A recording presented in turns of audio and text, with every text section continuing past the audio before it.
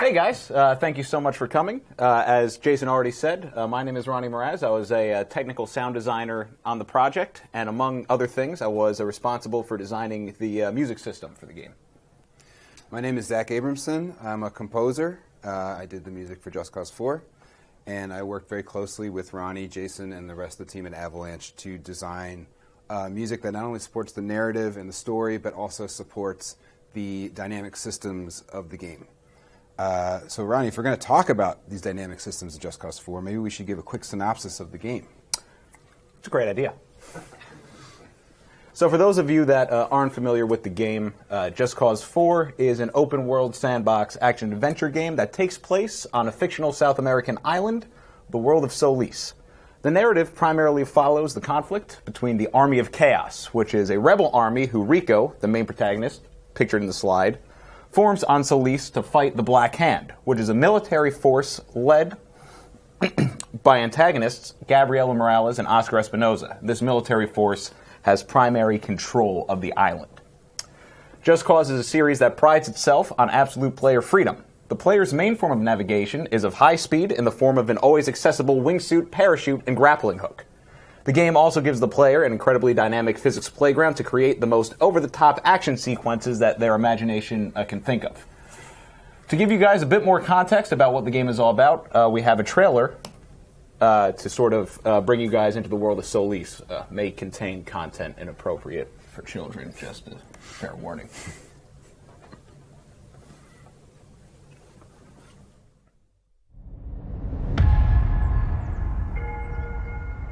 I was born to fight wars that no army could win. There was no fear, no failure. But the rules have changed. The enemy changed. And no one was ready for it. The Black Hand. They are the world's most powerful private army. But even they should fear what they've created. This isn't a war, Rico. This is survival.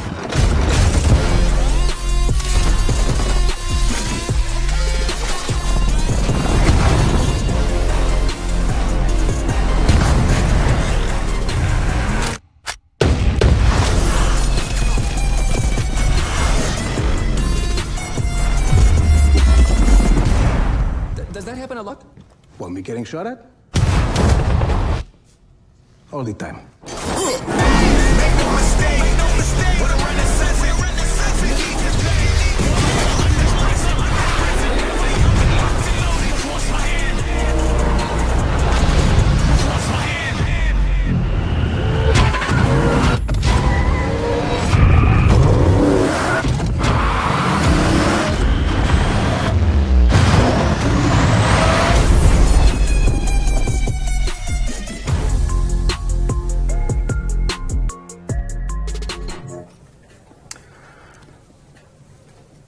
So, when thinking about how to score a game as large and open as Just Cause, it's important to turn to the pillars of the game's design to build the foundations of the system. So these were our pillars of design for Just Cause 4. Verticality. The world needs to operate in a cohesive 3D space. As we discussed, the player has an always accessible wingsuit and parachute, so any exploration music needs to complement this aerial form of navigation. Variety. Solis has 4 main biomes: the rainforest, grasslands, alpine, and the desert, each with their own unique gameplay opportunities and their own signature extreme weather events. So each new space in the world needs to feel unique. Living world. The world needs to feel alive and lived in, and music should give the world space to breathe and feel like an organic part of the soundscape. And finally, we have destruction. In a Just Cause game, destruction needs to feel over the top. And with extreme weather, as you saw in the tornado during the trailer, Just Cause 4 introduced the largest scale destruction scenarios the series has seen so far. So music needs to be able to complement this in the most extreme circumstances. It's also important, before we start, to talk about the main characters and narrative themes of the game, which go in tandem with the design pillars to inform the music. So first, let's talk about Rico Rodriguez, who's the franchise protagonist. He's a rogue operative for the U.S. clandestine group known as the Agency, and gets around using his trifecta of parachute, grappling hook, and wingsuit. His ability to cause chaos and destruction is as powerful as the weather events on Solis. And as such, Rico is tied to the narrative theme of the force of nature. These are elemental forces that exist in the game that are bigger than any character or army, and Rico is one of them, but he meets his match when he goes up against the tornadoes, lightning, and sandstorms in the world of Solis. Next, the Black Hand is Just Cause 4's enemy army. The Black Hand is a militia for hire created and funded by the capitalist dictator of Solis, whose name is Oscar Espinosa. Rico's overarching goal in JC4 is to bring down the Espinosa regime by taking out the Black Hand, their bases and operations, and their weapons of mass destruction. The Black Hand is tied to the theme of technology and control, or the destruction of the natural world, human versus inhuman. The Army of Chaos is a ragtag army thrown together by Rico and his associates to fight the Black Hand. The Army of Chaos represents the people of the world and the spirit of Solis. They are tied to the theme of freedom for the people, which is a tried and true theme that gives Rico and the rest of the Solinos a reason to fight. Finally, Solis. The world of the game is a character in and of itself. The world is kind of like the princess in the castle at the end of the game. In JC4, you're not saving a character or preserving a way of life, but saving the island itself. This is tied to the idea of lost and forgotten culture, which has been buried under the technology of the Espinosa regime. By liberating the island, the player is allowing the true culture of Solis to return. All that said, let's talk about some of the challenges we faced in terms of general music direction. So, first challenge: how can the music support JC4's design pillars, characters, and themes? What we all just talked about. To review, the design pillars of verticality, variety, living world, and destruction relate directly to the main protagonist Rico and his crazy wingsuit, parachute, grappling hook traversal system, the Solino protagonists and the Army of Chaos, the enemy Black Hand, and the destruction-based combat mechanics that define Rico's fights with them. Next, how to create a seamless score that exists in the open world. As we stated in the design pillars, the world Just Cause 4 is a living world with fluid transitions between diverse biomes, modes of travel, and gameplay scenarios. Finally, how to create variation to keep the player experience fresh and interesting. Remember that this is a huge game that can take upwards of 30 hours to play. How can music support this much gameplay and help keep the game fresh and interesting? Okay. Good questions. So, let's talk about how we approach these challenges to create a cohesive music direction. When looking at the game design pillars, characters, and narrative themes, the first thing we defined was the central conflict of the game. That is, technology and control versus nature, or the lost and forgotten culture, with the people of Solis caught in the center. So you see we have technology on the left, the lost and forgotten culture on the right, the people caught in the center. All that is defined by a larger idea that exists outside of and around the central conflict, which is the force of nature concept. This exists across all design pillars. An analogy I like to use about this is there's a conflict that defines a lot of the characters in the game and their hopes, their motivations, their aspirations, but on top of that, there's this much, much larger elemental conflict. Like in Game of Thrones, you have these warring houses and these kind of petty political moves, but on top of all that, you have dragons and zombies fighting each other, which creates this elemental bookending of the whole thing. Okay, and to review, these are the character associations with these themes. So the technology and control is associated with the Black Hand. The people are the Army of Chaos, the protagonist army. The lost and forgotten culture is the world of Solis itself. And the force of nature is Rico and these weather events that we're going to get into shortly. Okay, next.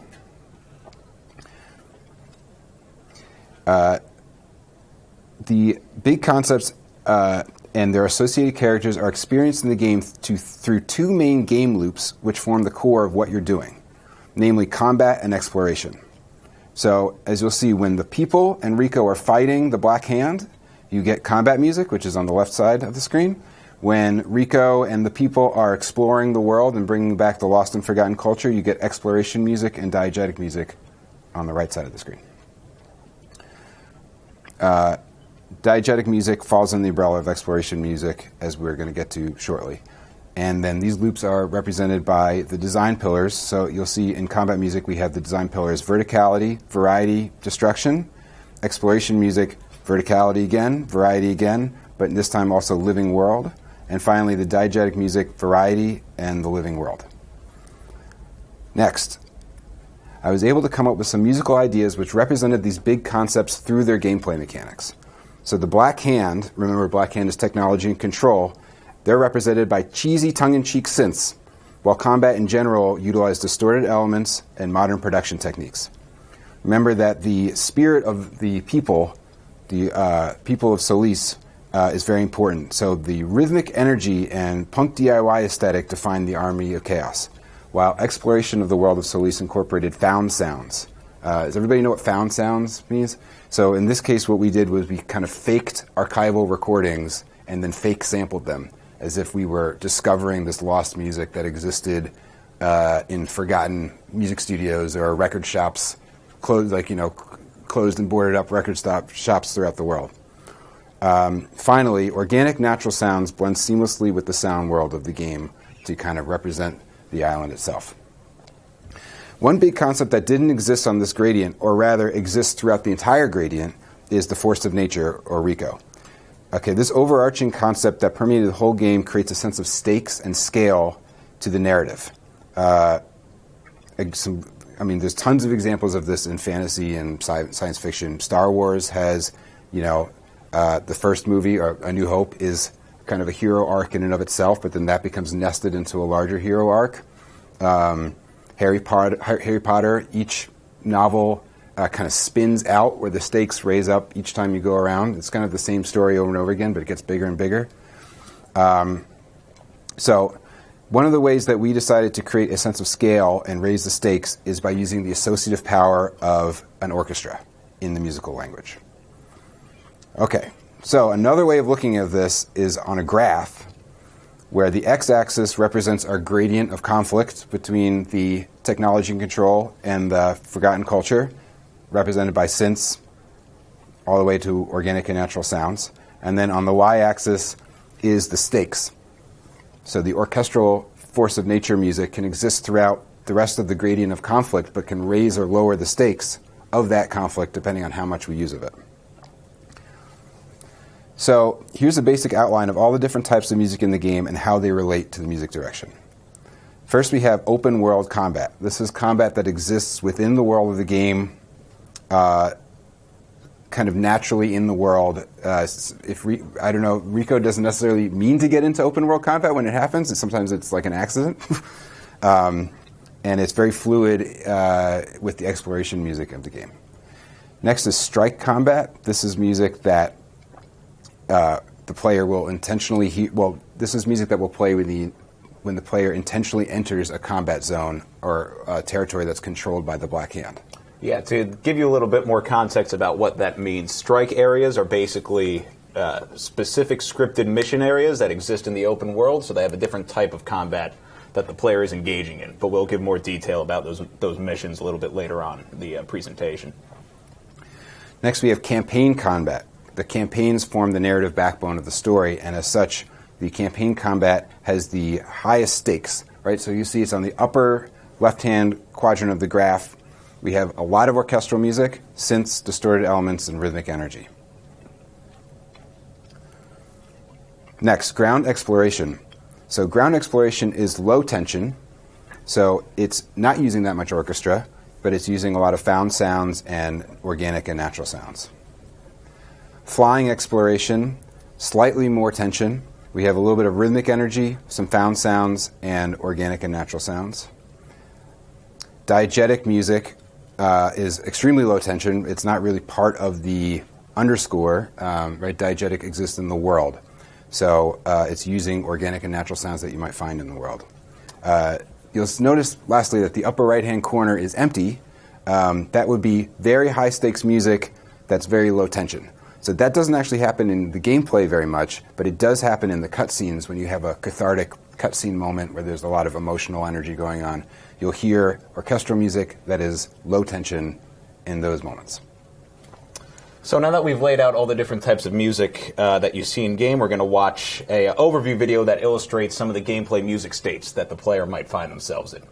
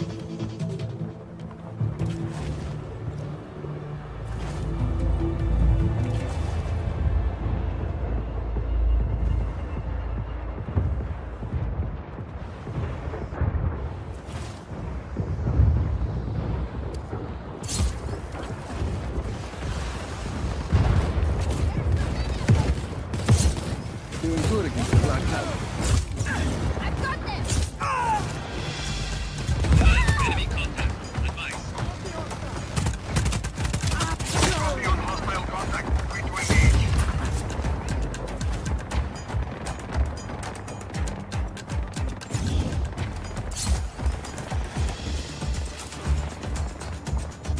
No longer have eyes on the target. Searching. Commander, we no longer have eyes on the hostile. Command here. Find that hostile. Lost contact with enemy. Regroup.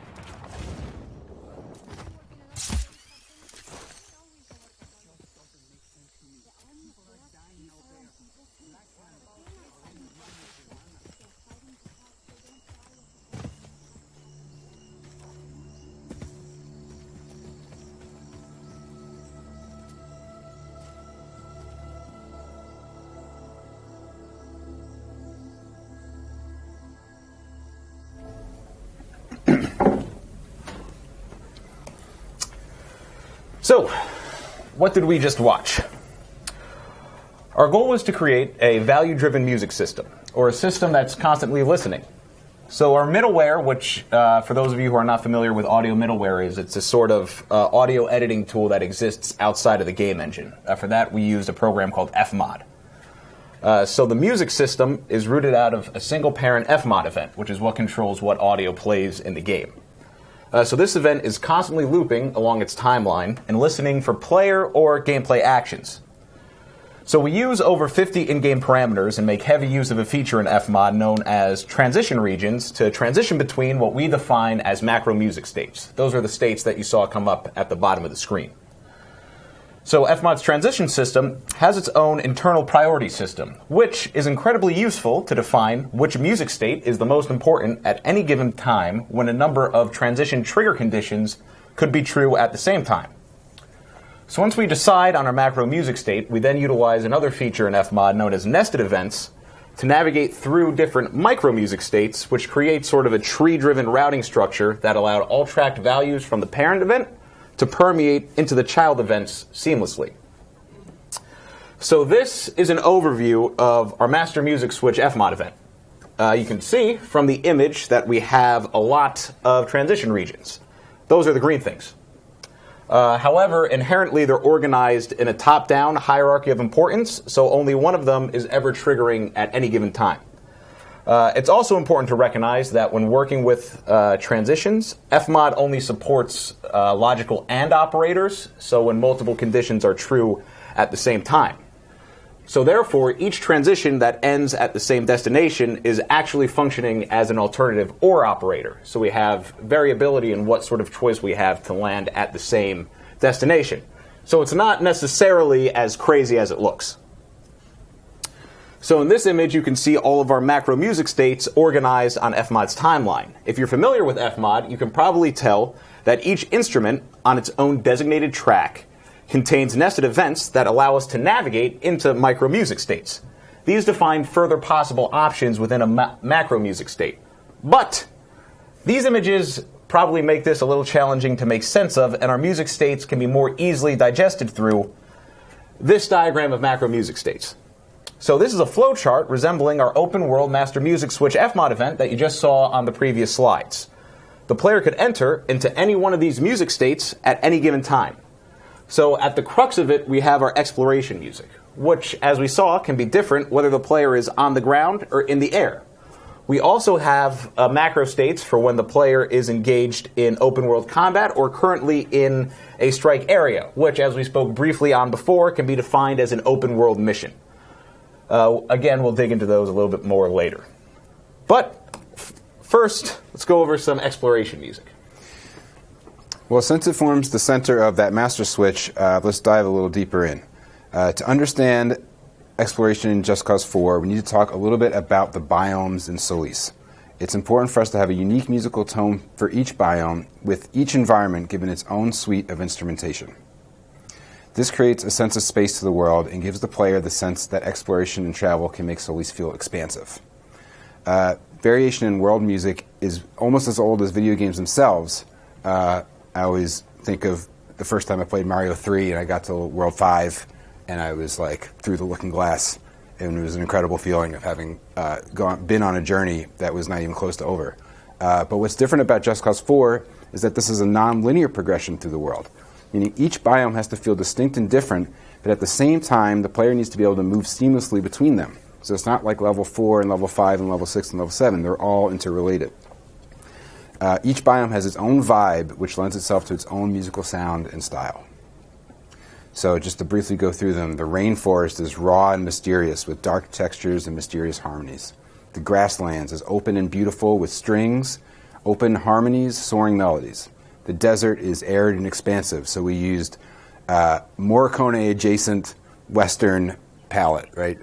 Morricone spaghetti westerns has become what we imagine the desert to sound like, and just moving slightly to the right of that, you get some really cool kind of like weird ambient sounds that we had a lot of fun with.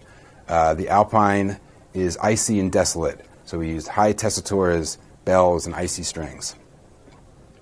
So please imagine all these different biomes and their musical identities as we start talking about the flying exploration music.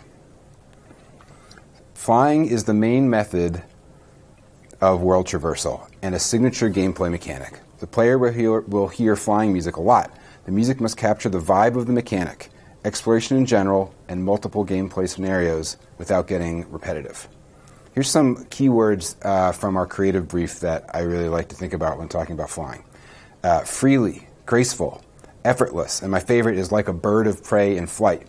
This is important because when a bird of prey is in flight, it's generally hunting, right? It's on the way to something to eat it or kill it and then eat it.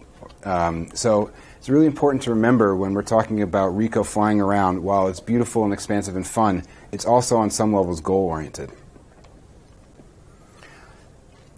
It must adapt to different modes of traversal, as we saw in that opening video. It's not just one way, right? First we have the wingsuit, which is a faster speed. Music needs to be fast and flowing. But you can also switch into the parachute, which is slower and floating, so the music needs to give a sense that you're kind of floating around effortlessly. Next, near the ground, most intense sense of motion. As you get close to the ground, everything appears to be going faster and kind of gives you more tension. You could also very easily die if you accidentally reel into the ground, which I often do when I'm playing. And finally, above the clouds. So the opposite of that, when you go all the way up and you're above the cloud layer, there's a huge sense of scale and less sense of motion because you don't have any feeling of the world passing under you, but you can still see the whole thing. Finally, the music must create situational awareness for the player. First, it has to notify the player what biome we're in, as we just discussed. And secondly, it needs to notify the player if we're near danger.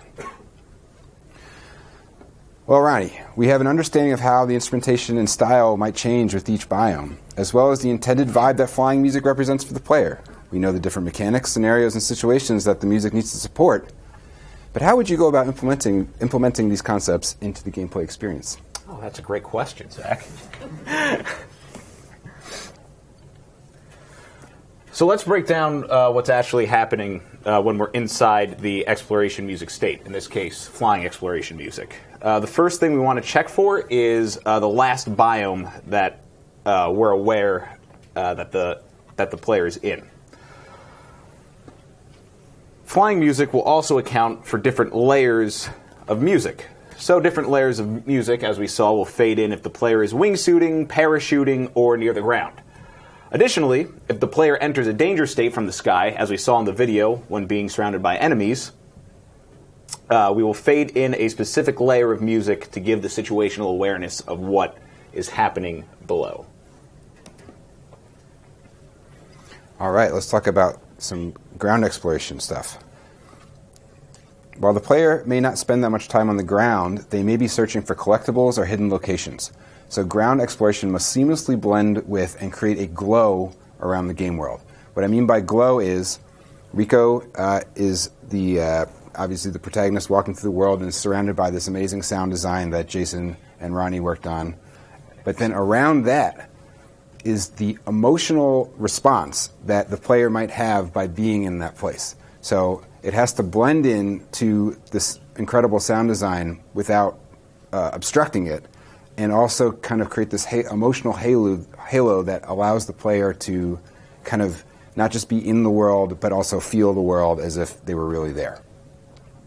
Here's some keywords to describe ground exploration: natural, ambient, subtle, subliminal. You almost shouldn't be aware of its existence.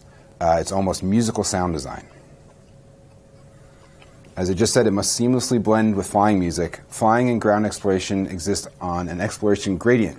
In the words of our esteemed audio director, Jason, if flying music is the jacket and vest, ground music is the matching set of pants. Lastly, ground music, like flying music, has to provide situational awareness for the player.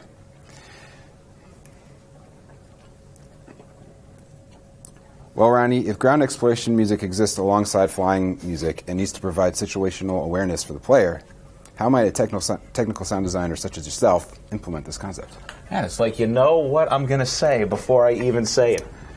All right, so jumping back into our exploration music diagram, you can see that we've added a ground branch. So if the player is not what we've denoted in what we've denoted as a flying state, first we want to check for a couple of other conditions that may be occurring.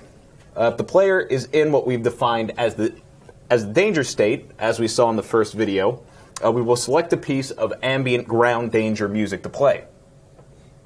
Furthermore, we also want to know if the player is in a specialty location with its own ambient music that doesn't necessarily have to match the biome that the player is in. And finally, if none of these conditions are true, we will pick what we denote as a module or a music clip about 50 to 60 seconds in length from that biome's exploration music suite. So to give you an idea about how all these different states can interact with each other, we're going to watch an overview video to further illustrate some of the nuances of exploration music.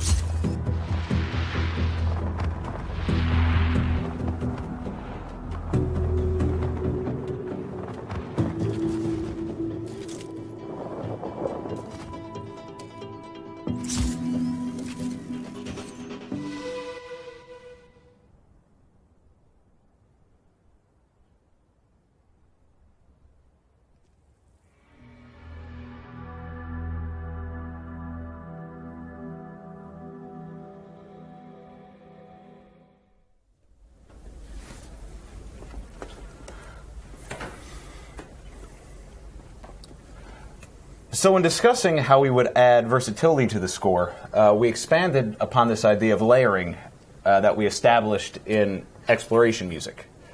This would become especially relevant to combat music because we knew that combat music had to support a wide variety of gameplay scenarios. A lot like exploration music has to, but in this case, they're much more intense instances of gameplay. So to account for this, we introduced this idea of a musical matrix. So what does that actually mean? In video game music, there are two very popular tactics that are often used, those being horizontal resequencing and vertical remixing. Horizontal resequencing, by definition, focuses on the compositional, or horizontal, structure of a piece, changing its musical content based on in-game parameters. Whereas vertical remixing, which is a much more widely used technique, is usually more focused on the instrumentation of a piece, based on the parameters in-game, but usually when you're remixing instrumentally, the compositional structure of the piece often doesn't change. So you can see that the ability to combine these techniques can lead to very powerful results. So this diagram illustrates a high-level breakdown of how we define different modules within the musical matrix. For starters, each of the individual vertical layers within each horizontal section can be controlled independently. So this adds a deep vertical level of variation to the soundtrack while still retaining an inherent theme structure within the horizontal sections of music that the player can grasp onto. So just to clarify, at this point we're talking about granular, singular pieces of music. So this is defining how the sections of one piece of combat music will behave.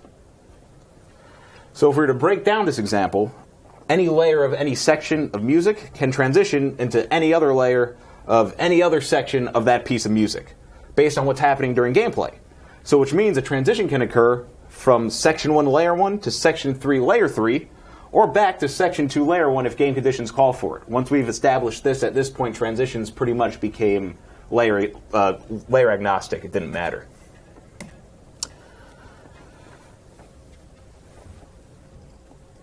Okay, let's talk about designing open world combat music.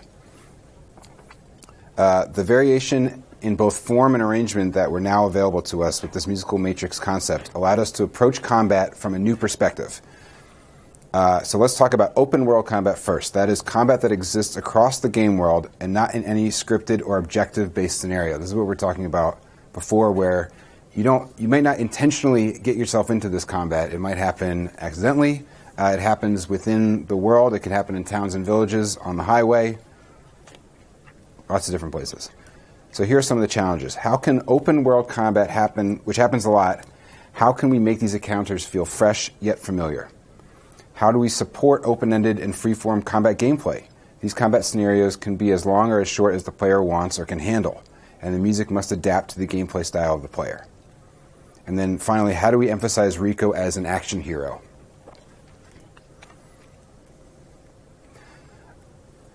Since open world combat happens in the public world of Solis and not in an enemy base, the music must blend seamlessly with exploration music. You might hear that flying music into a danger layer, into combat very quickly within the game. And remember, the Army of Chaos itself has its own rhythmic energy sound that we want to incorporate. So we used a combination of South American sounds, synths, which represent the Black Hand, and a little bit of orchestra. Okay, since the Army of Chaos is involved in some open world combat scenarios, we need to represent the Army of Chaos in the music. Remember, the Army of Chaos is the spirit of Solis, the scrappy, rhythmic energy. So, we use South American rhythmic patterns. Afro-Brazilian, heavily syncopated rhythms like samba. I'm sure you guys have all heard samba before. Capoeira is the Brazilian martial arts dance style, and a malekelele is a rhythmic pattern similar to samba that's from the Bahia region. We also incorporated a punk DIY aesthetic to the music. The way we thought about this was the people of Solis have a cultural memory of the rhythms of South America, but don't have the drums themselves. So they play the rhythms on junk percussion. So we recorded bucket drums, pots and pans, things like that. The high energy rhythms lend themselves to a jump first, think later approach to combat. This is not, you don't mark your enemies, you don't sneak around and assassinate them from the back. This is sort of like jump in and see what happens and try to blow up as much stuff as possible. So Ronny, how might we go about adapting these musical concepts to various gameplay scenarios? I'm glad you asked. So in scripting combat music, we utilize those musical modules that we discussed during exploration music as our primary vehicle for horizontal resequencing. So just to remind ourselves of what those are, in this case they were 30 to 45 seconds of fully produced music. So to drive transitions between music modules, we used an internal value called combat intensity. So this was basically a singular float value. If any of you are familiar with programming, that's a number with a decimal point. That summarizes basically the entire combat experience. Takes into account a lot of variables, such as enemy count, enemy type, our reinforcements on the way, a lot of things like that. So these horizontal transitions can either occur at specific exit points in a module that we've defined, or at the end of every measure of music. And this was really dependent on the situation.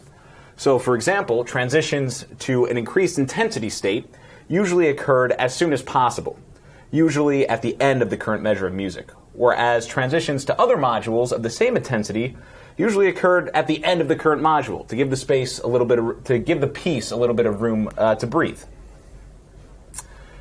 So that was the horizontal mix. So now we're talking about driving our vertical instrumental mix. And to do this, we simply used an enemy count variable.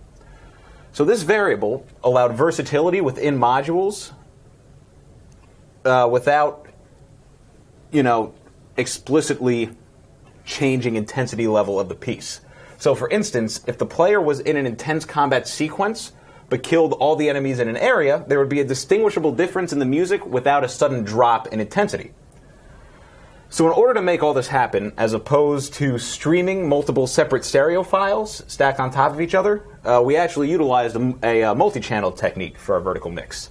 This allowed Zach the creative freedom to fully produce these separate layers, where layers share some content, or to utilize a stem layering technique, where all layers are unique and additive. This also kept each layer of music in sync, despite any latency that could be happening in gameplay, because in this case, we're only working with one large audio file instead of multiple independent stereo files. So no matter what was happening on the screen, no matter how bombastic gameplay was, we knew that all of our layers would always be in sync with each other. So breaking down open world combat behavior, we first want to know if enemies are in a combat state or enemies are in a searching state. Then we use our combat intensity to calculate whether we should enter a normal or an intense module. Once we've decided on the module, we simply use enemy count to discern between a high layer or low layer of the module. If enemies are in a searching state, we want to know if the enemies are in a vehicle pursuit of the player or just regularly trying to find them. If the player is engaged in a vehicle chase, we add an additional layer of percussion to distinguish the music against the fuller frequency player engine sound. So next, we're going to watch a video illustrating transitions through a typical lower energy, at least by Just Cause standards, open world combat scenario. Against the shoulder. Order me around. I'll order you around. You sure about these, senor? Command, hostile contact. Grabbing cover! Copy. Enemy present. Reinforcements are inbound.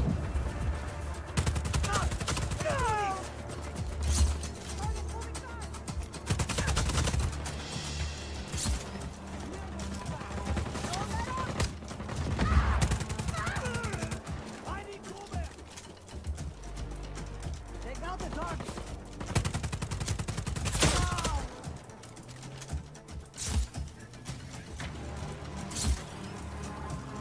I'm heading back. Excuse me.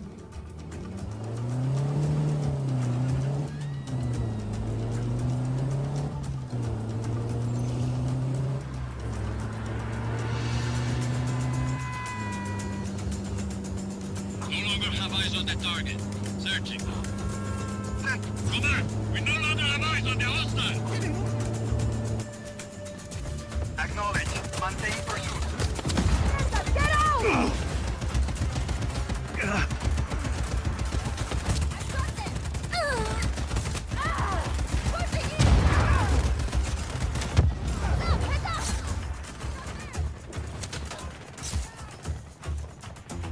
Air support is en route.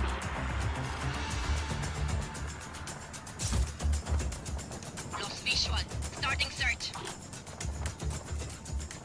No visual on target. Command advice.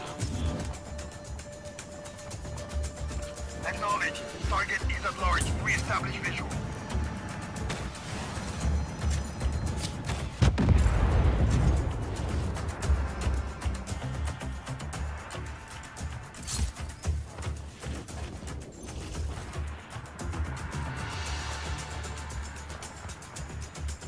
No longer have eyes on the target. Searching.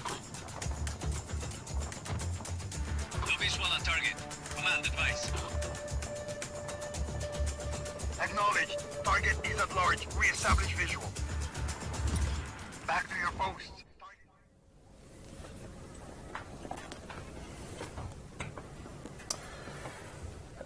So as we touched briefly on before, strikes are effectively open-ended scripted missions that exist in the open world.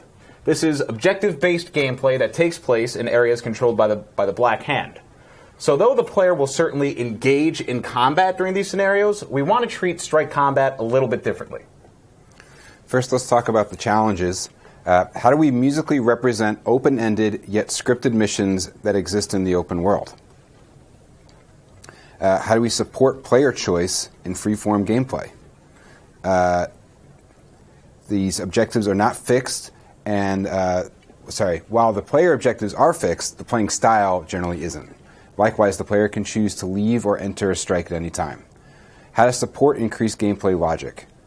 The objectives and increased types of and amounts of enemies create many more variables in gameplay. So how can we support them all? Let's talk about musical support again. Strike combat music plays when Rico infiltrates an enemy base in order to conquer territory or to unlock parts of the narrative. Strikes prominently feature enemy technology and the enemies themselves, the Black Hand. So how do we represent the Black Hand musically? My favorite phrase, 80s retro futurist dystopia, using quirky, cheesy synths to represent the enemy in a tongue-in-cheek way. Dark, moody, techie music represents the opposite of the natural and organic sounds that we heard in exploration music.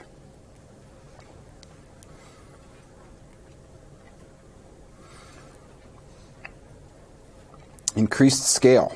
Varying levels of intensity and tension to gameplay are supported with lots of different modules. When all layers and sections are accounted for, a typical piece of strike music is generally around 30 minutes of mixed music.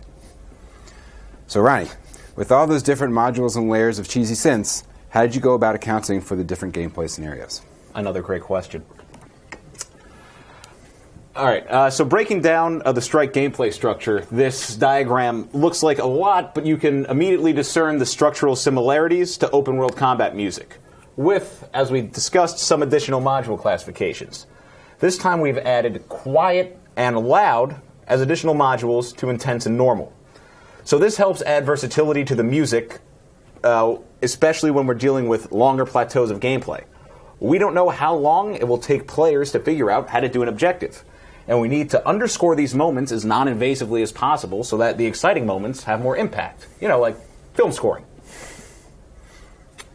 However, due to the nature of objective gameplay, we need to account for a couple of things.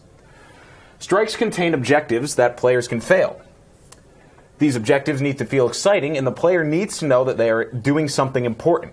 So, if the player begins a hard fail objective, we circumvent typical music behavior to sting, which, for those of you not familiar with the term stinger, it's basically a quick timed musical transition.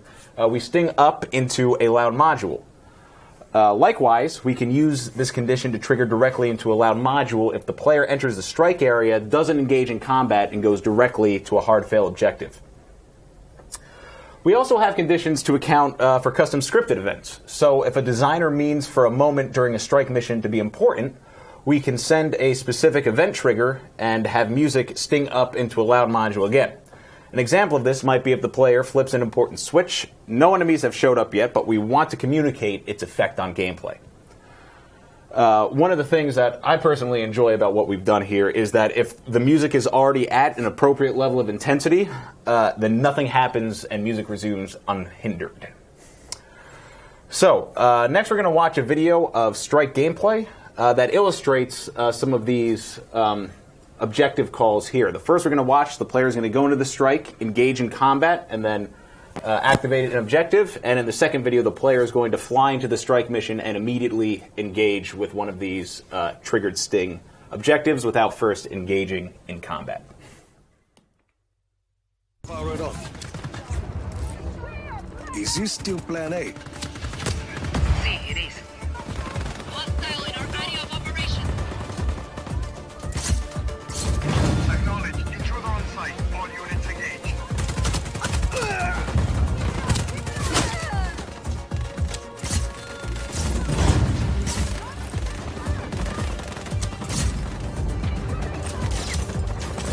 Easy.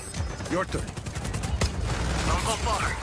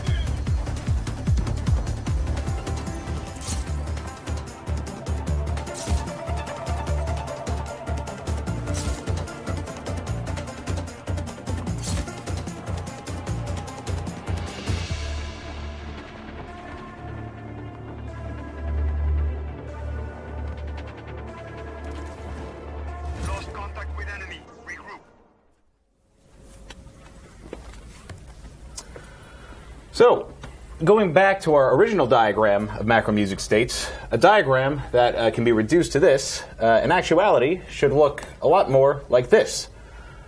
Each macro music states combines multiple entry and exit points between multiple micro music states that appropriately coordinate seamlessly with each other. But there's a couple of states that we haven't touched on yet, and one of which is the narrative music state. While it's certainly not involved as strike combat in terms of variables, narrative combat, that is combat that exists as part of the stories or campaigns in the game, present their own set of challenges. Challenge number 1, how to raise the stakes and give the player the highest sense of tension. These campaign set pieces form the backbone of the game and story and need to represent the highest level of tension and emotional involvement from the player. Next, how to support linear narrative gameplay and open-end combat.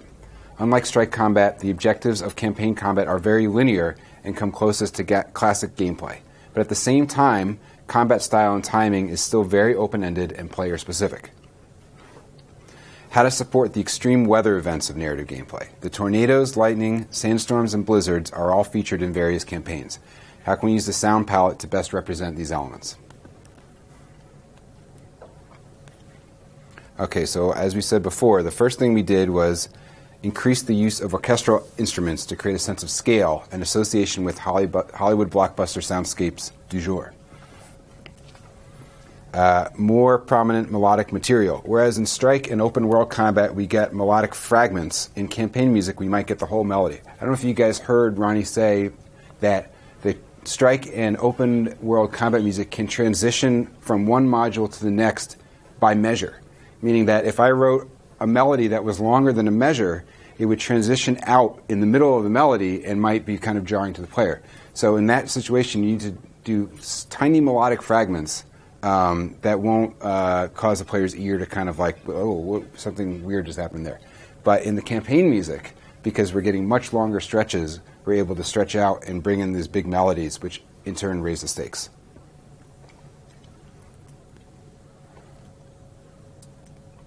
Musically represent peak chaos in the game with modern production techniques, loudness, distorted elements. Remember, these are some of the words we had back at the beginning of the presentation on that graph, along with the orchestral sounds mentioned above.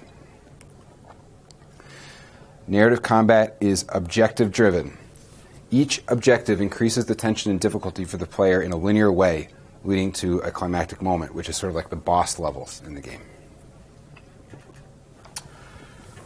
So in scripting campaign music, we took a more intentional approach to our music module concept. Because, as Zach mentioned, we're hitting specific mission beats and cues, we had a much stricter rule set of entry and exit points in our music modules. As opposed to saying, well, if this happens, we're going to exit at every measure, we could say things like, oh, well, actually, we're going to exit here, here, and here, and let the music persist until those points, even if we pass certain parts of the cue that we're aiming to hit. So additionally, to keep the music engaging throughout longer stretches of mission gameplay, we use this module technique to also create randomized loops in the music. So this harkens back to the idea of adding versatility within a thematic structure. The player can identify the thematic passages and elements present in the music, but will ideally be presented with a different musical structure each time they play the same mission. So next we're going to watch a segment of campaign gameplay from the end of the Tornado campaign. So there's going to be spoilers, if that matters to anyone.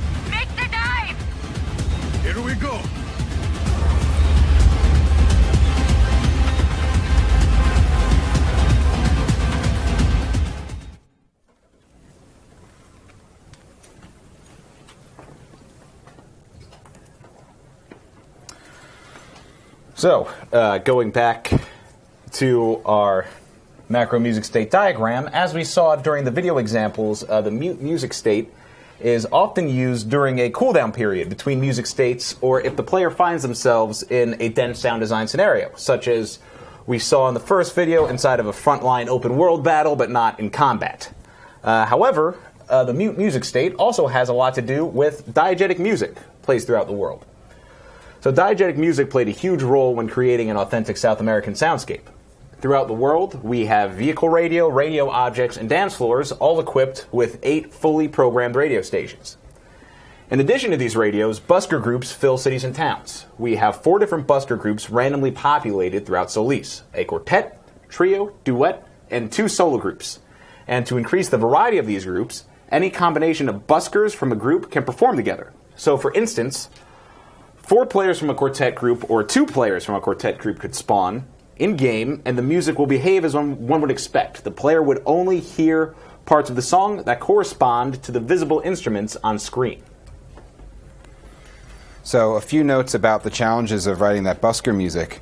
Challenge 1, how to write music where instruments are freely interchangeable.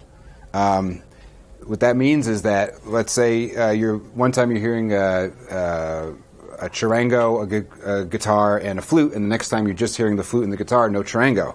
Well, with that, if the charango had the melody for a second and you didn't hear it as part of that piece, there would be a vacant moment in the melodic when you're just hearing the melodic shape when you're just hearing those 2 instruments. So basically, no one can stop playing. There has to be a lot of counterpoint, and there has to be lots of trade-offs between the instruments. Next challenge, how to mix music that is mixed in the game engine as object-based sounds. Right? These are actual characters in the game playing the instruments, not underscore. So each instrument has to sound good on its own in multiple spatial and panning situations, and you have to test it out as best you can before it gets into the game. Finally, how does the music contribute to the overall living world?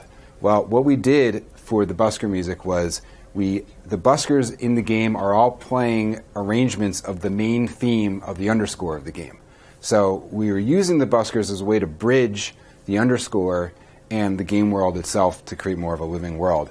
And with the hope that when the player finally hears the theme at the end, their ears already heard it enough times that it feels familiar, and it feels like it's almost like a forgotten anthem of the people of Solis. So these buskers utilize a system that's actually just a simplified version of everything that we talked about within the open world music system.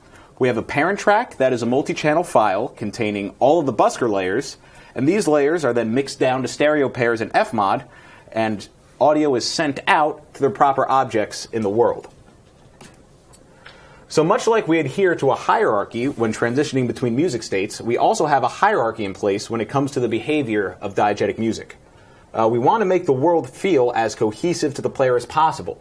And as a result, we emphasize the diegetic music that is contextually most important to the player.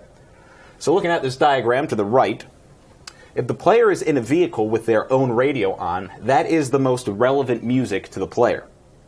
If they pull up right next to a group of buskers in a vehicle with player vehicle radio enabled, they won't hear the buskers until they get out of the vehicle. Similarly, if the player were standing on a dance floor near a road, they would not hear any of the AI vehicle radios in the passing traffic. So next we're going to watch a video of these different diegetic music states in action.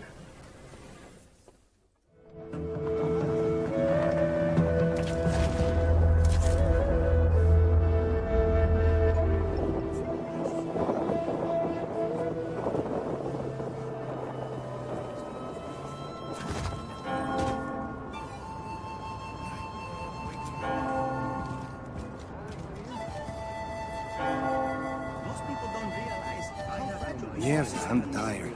Currency, I know social exactly what structures, you mean. these things exist only because we believe. Let's roll.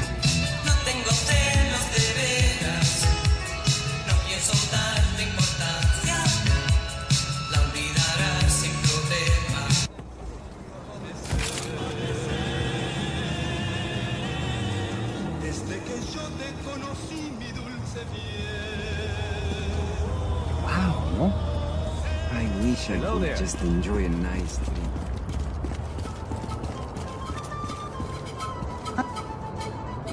don't realize how fragile the whole system is. Currency, social structures, these things exist.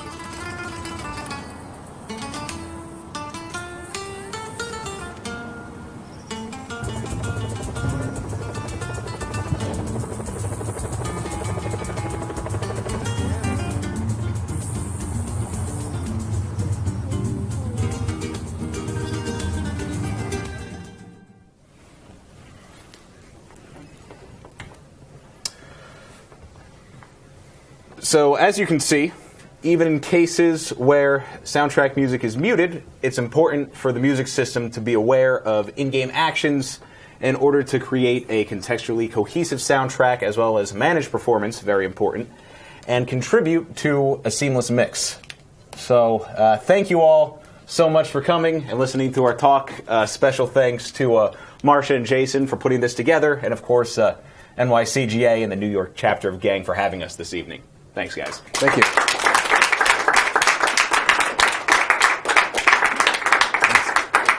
I think do we have time for questions? Yeah. Any questions? So since you guys are at Avalanche Studios, are either of you working on Generation Zero? No, neither.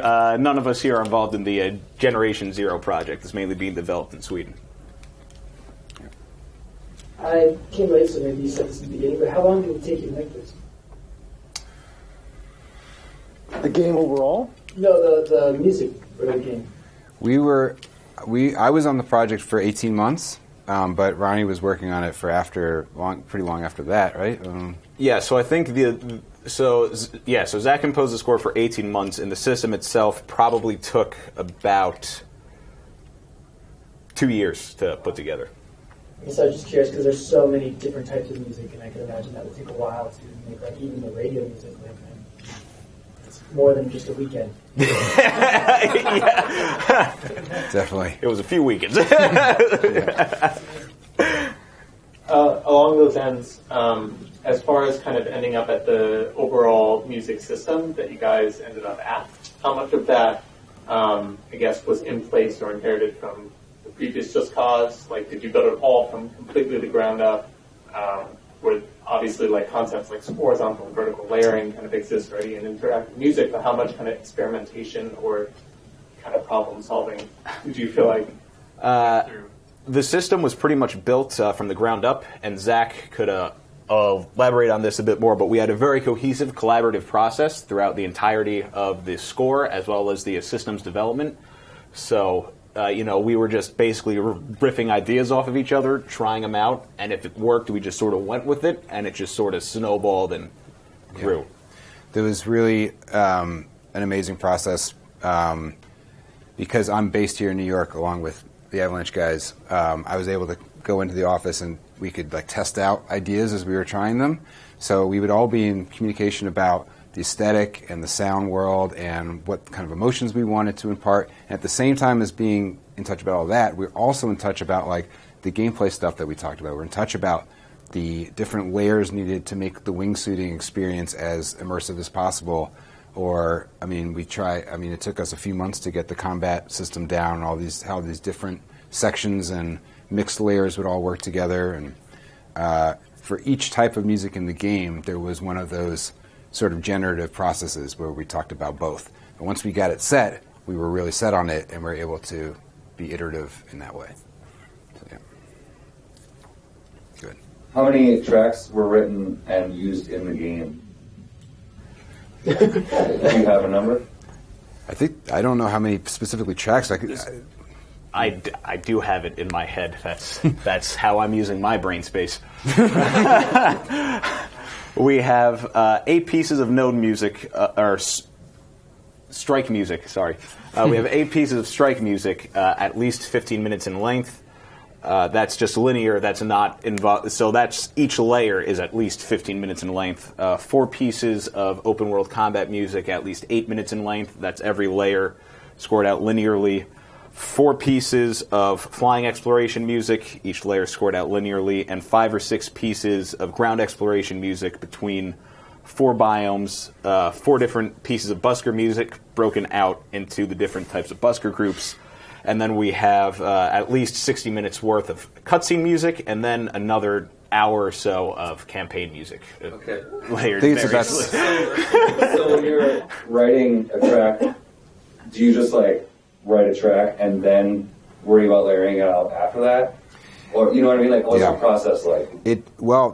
It depends on where we are. So if it's the first piece of music that I'm writing in a style, we probably don't have the layering idea worked out yet. So if that's the case, I'm just going to try to make it sound like how we want it to sound and worry about the layering later. But if it's something that we already know what we're going to do, I might start with that layering in mind. And as Ronny mentioned, each type of piece we were working on, we had a slightly different concept for layering. So for the combat and the strike music, the side chaining and bus compression was very important to the sound. We really wanted things to be like hot, you know what I mean? And when you do additive layering, you're not able to incorporate that kind of sidechain compression. So our solution to that problem is, we're going to mix each layer as its own thing. So when Ronny says 15-minute piece of music, there's actually 30 minutes of mixed music in that. But in the wingsuit music, it needed to be much more fluid and flowing. There's a lot less gunfire noise to cover up those transitions and things like that. And we weren't using that much sidechaining, or we didn't need to, because the music was relaxing and not trying to get that kind of heat. And because of that, we're able to use additive layers. So each thing we did had its own. We had a different system to generate the music for each one. Yeah. In the back. Really quick. So I noticed when the parachute would be pulled, that the music would change, but it wouldn't seem like a direct cut. Like it seemed really fluid, and that's taking the layers away and bringing them back. Yeah. There's like an ambient kind of, a lot of like pads. They're actually whirly. You guys know like whirly tubes? Yeah. So we like sampled, like walked around a stereo mic, like doing whirly tubes for a while, and like made a sampler instrument out of it. And so a lot of that parachute stuff is that sound. And then when you switch into the wingsuit mode, it brings in sampled guitars and sampled acoustic bass, a bunch of different things that kind of form this like semi-synthesizer-y sounding thing around it. How much of it was recorded samples and what can you speak on your sample setup or DAW? Yeah, I use Logic, much to the chagrin of my PC-using video game people, but Logic is great. I work at a music studio in Brooklyn called U2 Can Woo, and we do a lot of different projects there. And we use Logic because it gets us from the beginning to the end better than any other DAW in terms of MIDI sequencing all the way to mix. And a lot of our projects have very fast turnarounds. So if we're in a mix stage and someone's like, that guitar should really be a piano. If we were in Pro Tools but we had used Cubase or Ableton before and we have to go all the way back, it would be a real pain in the ass. But if we can stay all within one DAW and just immediately make that change in a mix session, it makes it a lot easier. Yeah, did I answer your question? Sample packs. A lot of this game was proprietary stuff that we designed specifically for the game. All the stuff that we did for the Army of Chaos in terms of bucket drumming and found object percussion was recorded at our studio. We did a ton of proprietary samples of like whirly tubes and different kind of pad things that exist in a half-synthesized world. And then all of the synths for the Black Hand were auto-sampled from our very quirky and weird synthesizer collection. So there's no CS80s or Jupiters or any like big blockbusters or Prophets. It's like very obscure synthesizers that kind of give it that weird tongue-in-cheek vibe where it's not like these giant resonant sounds. It's more like kind of weird and fun. Yeah, and then along with that, tons of sample libraries and stuff, and some live instrumentation too. Yeah. Did you kind of compose the main overarching theme for the thing first and then backwards derive everything, or did you kind of build up each section individually, or like what was your overall process for making all of the music cohesive and yet build up into this like climactic like ending campaign music? Well, I think we were supposed to start with writing the theme first, but we didn't. But what we started with was the most common game loop, which is combat. So it's like, well, what are you spending the most? What are you really doing? And it's like we got to nail that first, and that was also part of the development process of the game. Vertical. I could talk about those, right? Verticals. Yeah. So vertical slice, right? Do you guys know that term? So the idea is, well, you can explain it better than me, actually. Why don't you explain it? It's the first playable version of the game, basically. But what it means, like. But it focuses on a very snapshot portion of the world. So that we'll just say, okay, we'll take this little section, this town in this region, and this will represent what the rest of the game will be once we finish it. So, like a slice of cake, you're getting the entire taste experience of the cake without eating the entire cake. Just like a vertical slice of cake. So, like the rest of the cake doesn't exist yet. Right. So, right. Or right. There's an implied cake around. The cake isn't exactly a lie, is it? Right. So we started with. I think I was on at a point when you guys were doing a test of a vertical slice of the gameplay. So we were starting with core mechanics and jumped right in there. And then I think a few months in, we were like, we should really write the theme at this point. And then it was.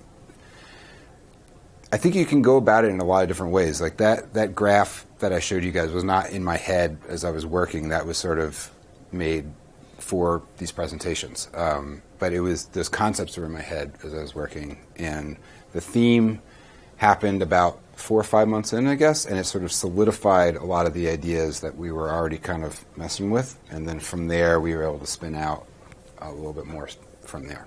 So it's not. I don't think there's a right or a wrong way to do it. Most video games, similar to most themes, you're going to write a suite at the very beginning that exists outside of the gameplay that sort of just defines it. But I think our way of doing it was also pretty cool because we got into the gameplay needs right off the bat, and I think that's just as important. So, yeah. Fun fact about the development: the first piece of music that Zach submitted as combat music was actually turned into the tornado finale music that you guys heard during that segment of gameplay. Yeah. As you can see, it was too intense for open world combat, even for a Just Cause game. Right. That's what I'm talking about. So I wrote this piece of music, and they're like, well, it's cool, but it's not going to work for like open world combat, but let's save it, and maybe we'll find another use for it. Yeah. So I know like music can really make or break a game, and like it's repetitive or whatever. Mm-hmm. But I guess my question's a little weird. But did you guys get to play the game, I'm assuming, before you guys wrote all this music, right? Like play some of it at least, experience it, right? During, yeah. Yeah, during. I'm just curious what that experience is like with no music and you just kind of playing that game. Like, what that feels like. It's weird. It's interesting to go from making sound design decisions before music is in the game to sound design decisions after the music is in the game, because the music fills out a lot of what feels like a void when you're in those initial stages of development, especially when it's awesome music. Thanks. Yeah, for me, it's interesting because I very rarely play the game without music, but you can do it. You could go play Just Cause without music right now if you wanted to. A lot of people, I think, at some point choose to turn off the music if they want to for a bit, or I don't know, but it's as we were working on it in development, it was fun to get. I would work off of reference movies a lot, so obviously you don't want to score to picture because the gameplay that's just sort of like a snapshot of what the gameplay could be, but to have that as a reference point, and it's really fun to kind of fill in around the sound design, and then it's extremely cathartic to hear it implemented in the game. It's really once the game is fun. Once the game is actually out, it's even more cathartic to just kind of play the game. You're like, oh yeah, I forgot I wrote that. That's cool. Yeah. Yeah. Is that it? Questions? How many? When you were writing the main theme, did you just send them your first one? They're like, cool, that's the one, or was there like how many iterations did that take? Well, the first thing I sent was because we were like, it wasn't the beginning of the process, but we weren't that far in, was a little off from what Jason and the director had imagined the theme would be. So I think we did a bunch of tries to try to figure out where, what themes for video games are interesting because, like, is it going to be on the main menu? Is it going to happen during gameplay? Is it not going to happen during the game at all?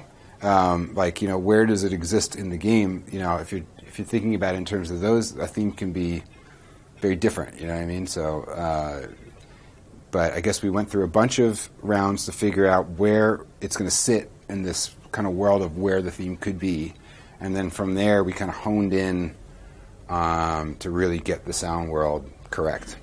You know, this South America, we talked a lot about this one instrument that was a South American instrument but was pulling your ear into like a different zone in the world. Like if you didn't know it was supposed to be South America, it might push you in a different direction, and trying to find the nuance of that balance of like, we want it to sound South American without being like overtly, you know, like actually music of South America. We want it to be this underscore, but you know, we don't want it to push too far in any other directions or something like that.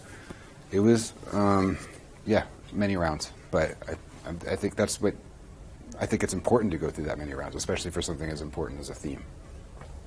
Yeah. It's more of a personal question, but besides this, obviously, what are you guys' like favorite video game NFTs? Go ahead.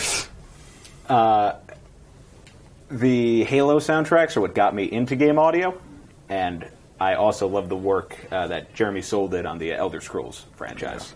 Yeah, absolutely. I mean, I love Austin Wintory's music because of the tactile nature of it, or the fact that it's not like super clean. It is super clean in some ways, but you can really hear bow noise and things like that. And I mean, God of War's soundtrack from this year was mind-blowing, so for sure. Yeah. One more from me. So Yeah. Where was the crossover between, because you just mentioned you own U2 Woo? U2 Can Woo, yeah. Mm-hmm. Where was the crossover between Avalanche Studios and U2 Woo? Like, how did you become the composer for the game, or maybe you could on that too? I've known Jason for a while. We worked on a bunch of different types of projects together, and Games and not games, or? we've worked on film stuff before game stuff, and I was on Just Cause 3 in 2015, and so I've been involved with Avalanche in some capacity since 2012, and then when Just Cause 4 started happening, I did a demo, and they liked it. So, yeah. But I've been working with Zach before he was with U2 Can Woo, and then once he became part of that group. Right. So my company, I'm a partner at a company with 4 other people. We all had our own freelance businesses and came together about 4 years ago to kind of build a partner umbrella company to help each other. Being a freelance composer is very difficult, and it's especially in New York City where the rent is so high and there's so many people clamoring for work. And I strongly urge all of you to form friendships and relationships to help each other out, because you can mitigate a lot of the risk of being a composer in New York by relying on your friends. So you have to trust people a lot to do this kind of stuff, but it's really good. So yeah, so I was freelance back in the day, and Jason and I were working together, and then as I joined up with this partnership, we continued working together with the other guys I work with. So, yeah. I'm freelance too, and I do film and commercial, but the transitioning to games seems like a really gray area. Well, it's really tough to do in New York. I think going to the New York City game audio meetup groups that Jason runs is a really good way, and playcrafting, and do you know about playcrafting? Yeah, that's like a game developing meetup. I don't even know how to describe it. It's like a. They offer classes, and some of them are paid, some of them are open to anybody. Yeah. But they basically, it's kind of like it's like a learning group. They teach you how to build games. You can learn computer language. You can learn programming language. You can learn different game engines.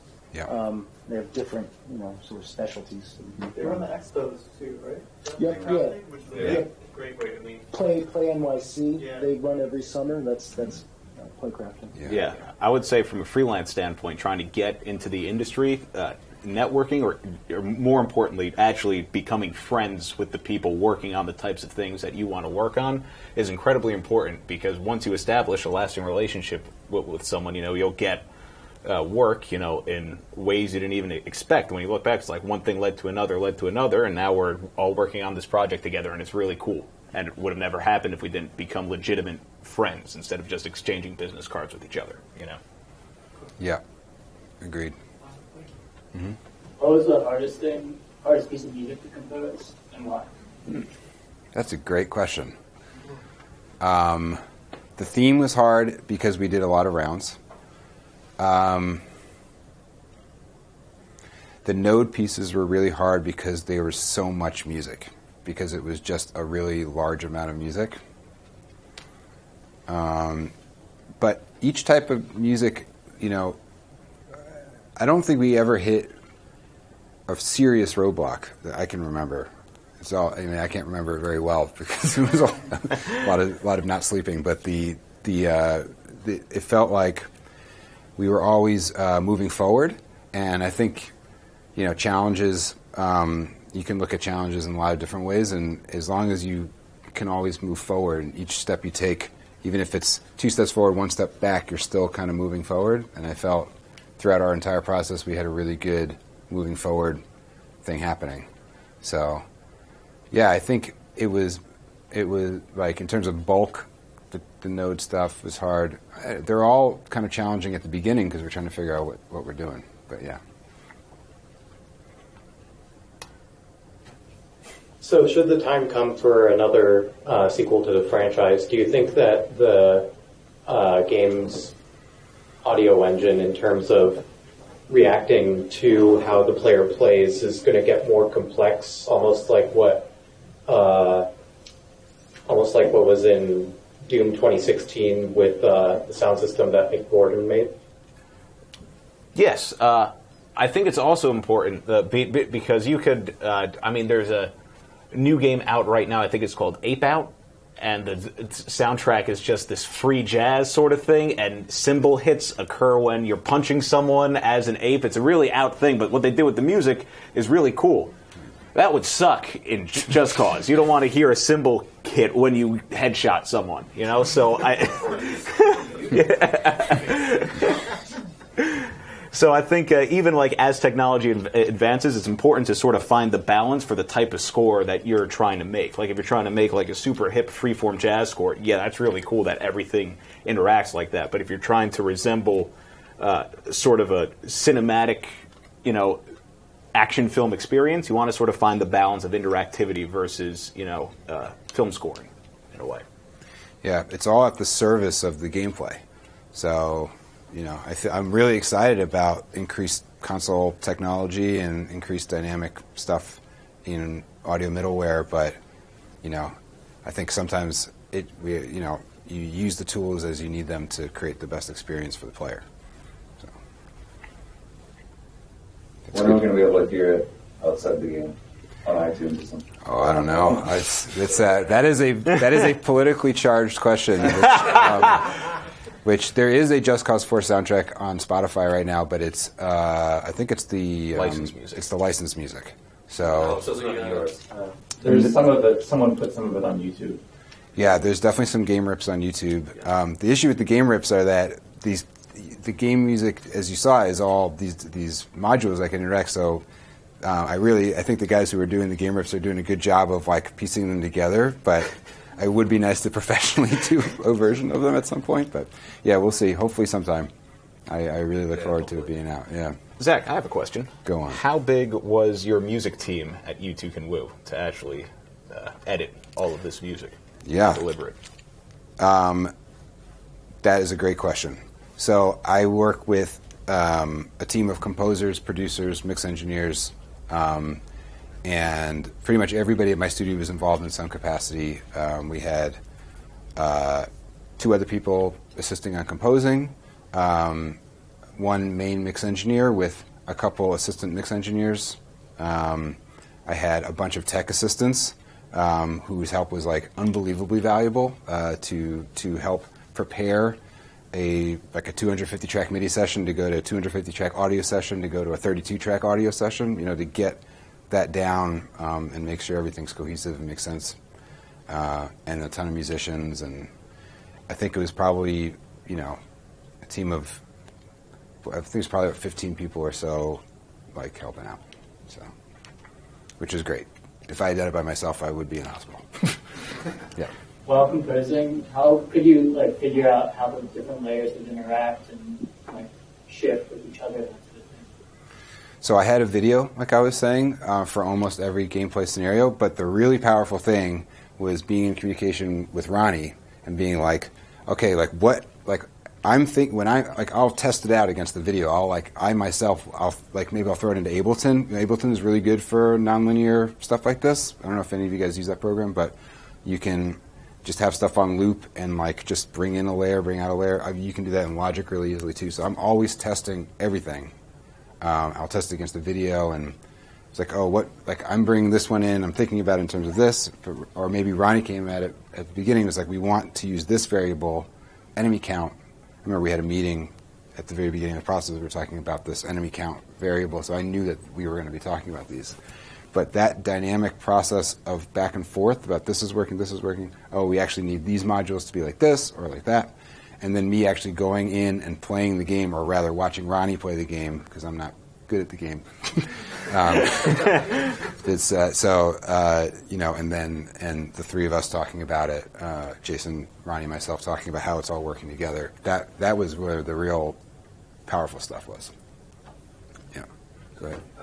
I had a question. I'm not sure who it would be for, but so you were talking about melody fragments. Use melody fragments as opposed to one long melody, because that would get chopped off, and you don't want that to sound like that. You don't want, right? Right. I understand that, right? Well, is it possible with FMOD or however else to have a longer melody that wouldn't get chopped off, that would be able to be a separate track over the top of it and then extend into the next module?